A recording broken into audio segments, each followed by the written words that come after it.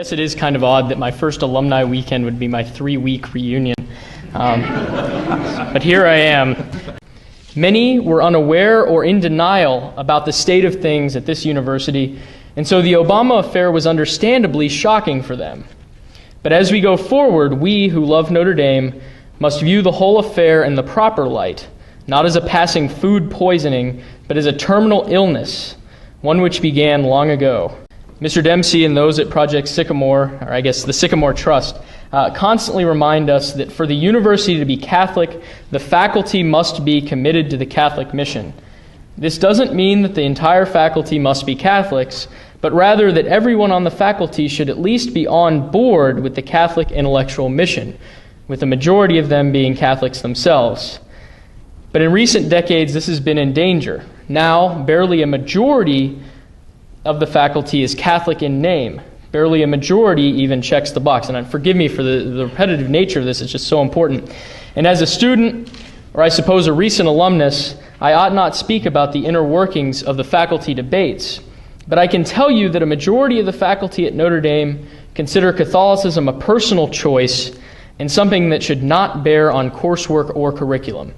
This is something that, although I, along with Arena, have chosen courses and taken professors with people that, for whom this isn't true, the majority of my peers, their experience is the opposite. They have courses that are dominated by Catholicism is just another view. It's not given any kind of preferential place or any kind of organizing structure to the courses. So it is true.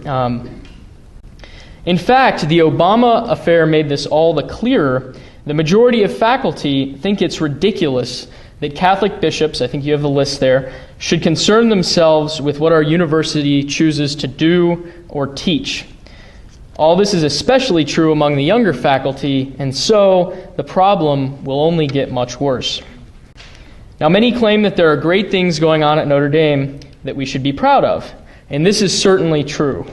As a student, I was involved with bringing back and expanding traditional Catholic devotions, such as the Eucharistic procession and the 40 hours devotion. And I'll be the first to defend these advances in the spiritual life on campus. But I'll also be the first to tell you that these are deceptive victories. Statues, masses, and prayer podcasts are all accidental to our Catholic mission. To boast that these advances make us a great Catholic university is to tout excellent medical care as the key to a strong military. Sure, the Army needs good hospitals, but the quality of medical care does not determine the success of an army. A military has another mission. Similarly, a Catholic university has a need for masses and chapels and Eucharistic processions. But to cite these as proof of our Catholic identity and to defend our Catholic identity is very wrong-headed. It is to be deceived by the strong-looking trunk, roots, and branches while being blind to the hollow core. Now, you might be asking yourself, is the tree dead or in the process of dying? I've gone back and forth on this question myself. I tend to hold, after, I have 3 weeks out from my commencement, I've had a much more positive, upon reflection, much more positive conclusion. I think there's hope, and I don't want you to get the wrong idea. There's hope. So I know this has been very bleak, but if we want to heal the oak and treat the disease, our only chance is to restore this Catholic faculty. We must pressure the administration to adopt Catholic hiring policies, well, not just on paper, but ones that actually work, and support those campus organizations like the Center for Ethics and Culture and the Jacques Maritain Center, which support a genuinely Catholic intellectual approach. Thirdly, we might wonder, again with Eddie Willers, whether our children should suffer to be exposed to such betrayal, or should be protected from it. Many families have sworn that they will not send their children to Notre Dame because of the Obama affair.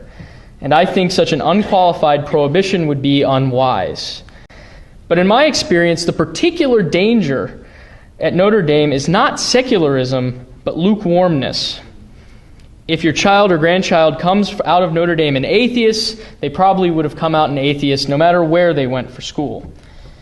The particular risk here is that your child will emerge as a lukewarm Catholic, as a man or woman who goes to Mass most of the time but doesn't allow the Catholic faith to order or structure their lives. Students here learn how to sin without remorse, to give grave and public scandal, and yet consider themselves faithful Catholics. The reason for this is simply that the university itself and her leaders have stooped to this level of Catholicism. In many ways, a secular school would be much safer for a young man or woman in that at least there they would have to make a conscious choice to be faithful or not. Here, students are taught to have it both ways.